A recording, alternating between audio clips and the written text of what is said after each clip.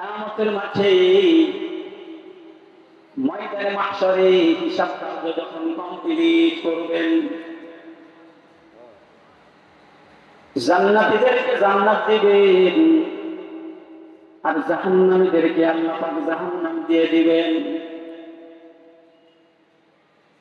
জান্নাতী এবং জাহান্নামীদের ফয়সালা কমপ্লিট হওয়ার পর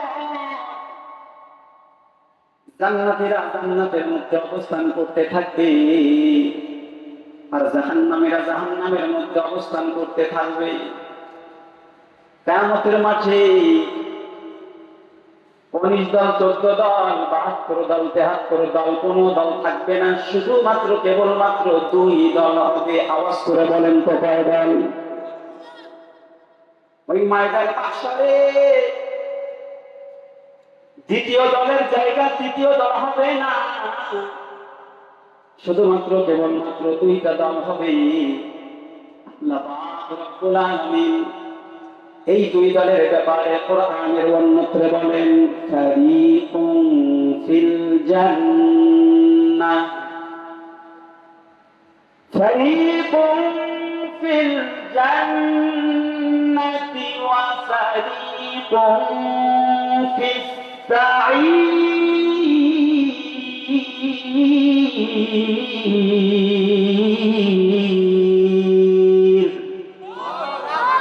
হারিয়ে গেছে আপনাদের আওয়াজ, আরো জোরে বলতে হবে, নাহলে কিন্তু বয়ান করবো না। কোরআনের বাগানের পরিবেশ না হইলে এখানে কথা বলার না বলার সমান, ঠিক কিনা? একজন দুনিয়ার নেতা যদি স্লোগান না দিলে খুশি না হয়, তাহলে কোরআনের আয়াত তেলাওয়াত শেষ হলে আল্লাহর নামের তাকবীর না দিলে আল্লাহ কেমনে খুশি হন, ঠিক কিনা? এজন্য তাকবীর থাকতে হবে। আল্লাহ পাক বলেন, ওরে আমার বান্দা বান্দি শুনুন, ময়দানে মাহশরে 2টা দল হবে। 1 নাম্বার দল হলো জান্নাতি দল আর 2 নাম্বার দল হলো জাহান্নামী দল। জান্নাতীদেরকে বাংলা ভাষায় বলা হয় ডানপন্থী। আওয়াজ দিয়ে বলেন তো কি পন্থী? আর জাহান্নামীদেরকে বলা হয় বামপন্থী। কি পন্থী? এই ডানপন্থী জান্নাতি দল আর বামপন্থী জাহান্নামী দল, এই 2 দলের কমপ্লিটলি যখন ফয়সালা হয়ে যাবে, সমাধান হয়ে যাবে, কমপ্লিট ফয়সালার অর্থ কি? কমপ্লিট ফয়সালার অর্থ হলো জান্নাতীদেরকে জান্নাতে দেওয়ার পর আর জান্নাতীদেরকে, কোন জান্নাতীকে দ্বিতীয়বার জান্নাতের মধ্যে প্রবেশ করানো হবে না। আবার ইচ্ছা করলে কোন জান্নাতী জান্নাত থেকে বের হইতে পারবে না। আর জাহান্নামে দেওয়ার পর ওই জাহান্নামীদেরকে আর কাউকে জাহান্নামে ঢোকানো হবে না, আবার জাহান্নাম থেকে কাউকে বের করা হবে না।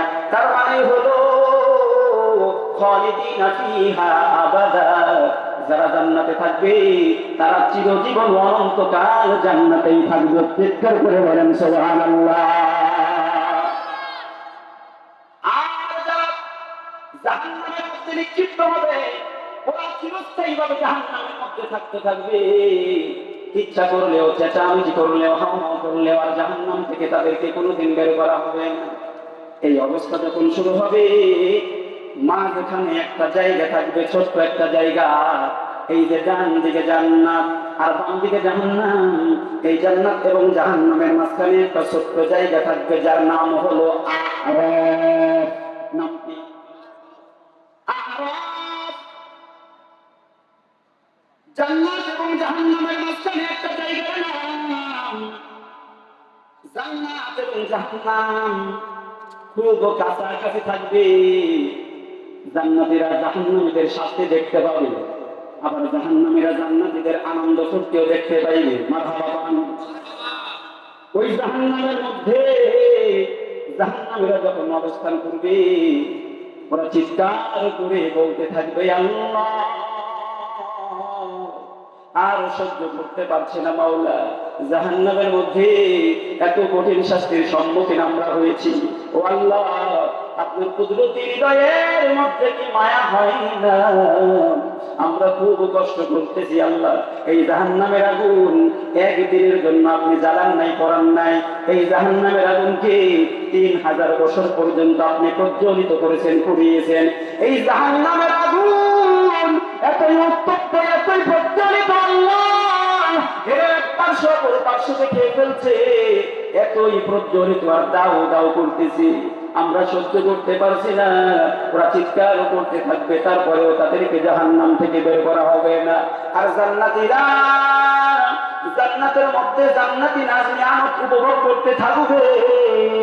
ওরা আনন্দ ফুর্তিতে নাচতে থাকবে, ওরা আনন্দ করতে থাকবে, উল্লাস করতে থাকবে।